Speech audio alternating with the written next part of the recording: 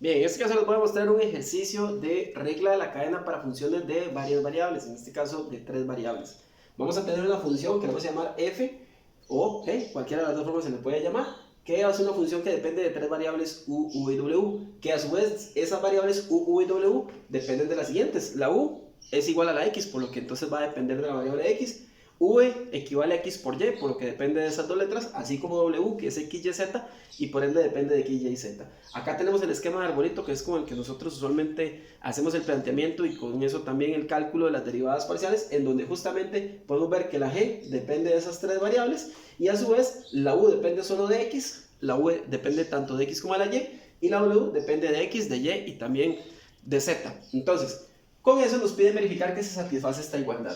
En este caso, ¿cómo hace uno para iniciar el ejercicio? ¿Cómo sé yo que si tengo que hacer primero esta parte o tengo que hacer al otro lado? Bueno, con las dependencias que me están dando, yo puedo calcular las derivadas parciales de g con respecto a estas últimas variables, a x, y, z. Entonces vamos a proceder a iniciar por este lado y por ende, con los cálculos que vamos a realizar, debemos llegar entonces a lo que tenemos del lado derecho. Eso va a depender mucho de la dependencia. Si la dependencia hubiera estado al revés, si hubiéramos tenido x, y, z primero y al final u, w, pues hemos tenido que arrancar de acá. Comenzamos.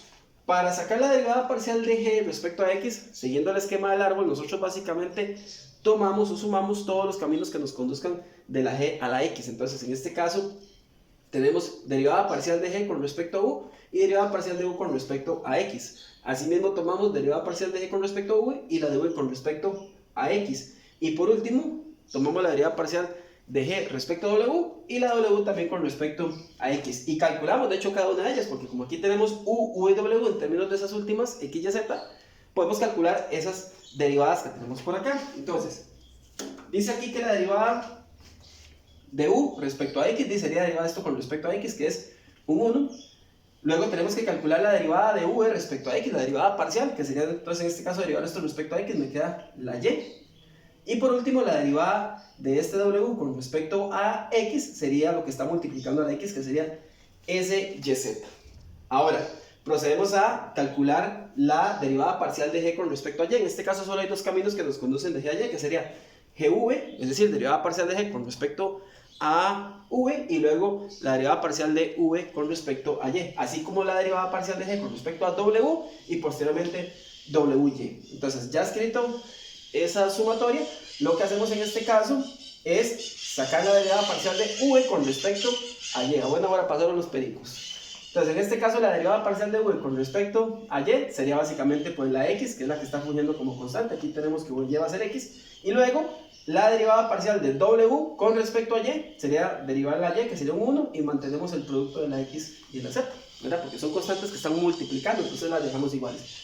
Y por último, la derivada parcial de g con respecto a z, solamente tenemos este caminito que nos conduce a la z, que es gw, y la derivada parcial de w con respecto a z, que sería básicamente la derivada de la z, que es un 1 por el xy. Entonces, ya aquí tenemos esto.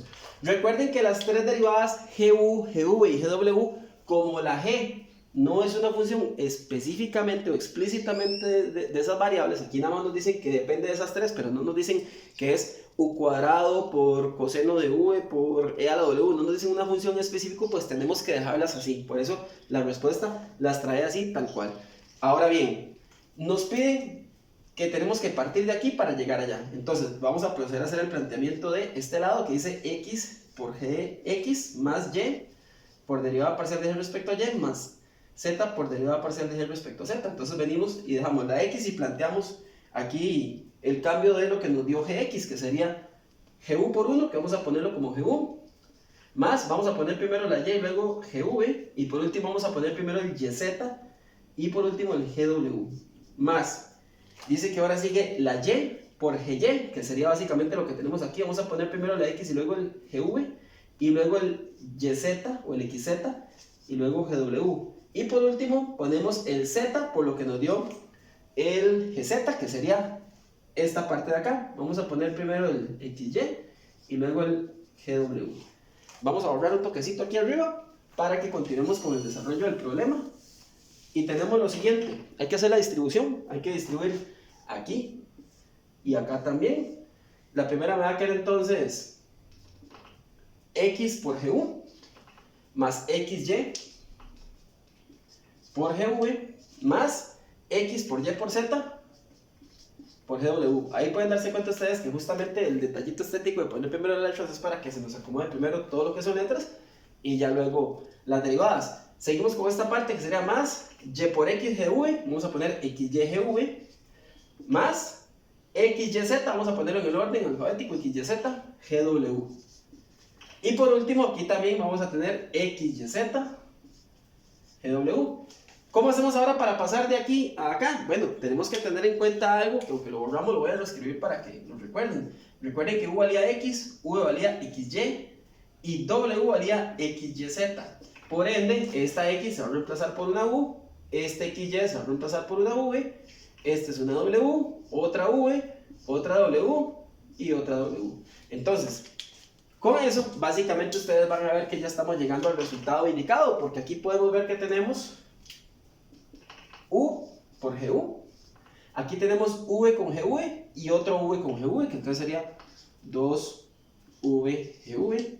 Y tenemos WGW, WGW y WGW. Entonces tenemos 3 WGW, que básicamente es este mismo resultado que nosotros indicamos. Entonces ya con eso estamos haciendo la comprobación, estamos haciendo la transformación de la expresión que tenemos originalmente con X, Y, Z, ahora a una nueva expresión en la que únicamente tiene a la U, a la V y a la W. Espero que con esto les ayude a entender el tema de lo que es la regla de la cadena de una función en varias variables. Ya más adelante vamos a venir con un ejercicio que involucra lo que sería el teorema de la función implícita, donde también hay que usar la regla de la cadena, para que entonces estén atentos por ahí y nos vemos en otro video.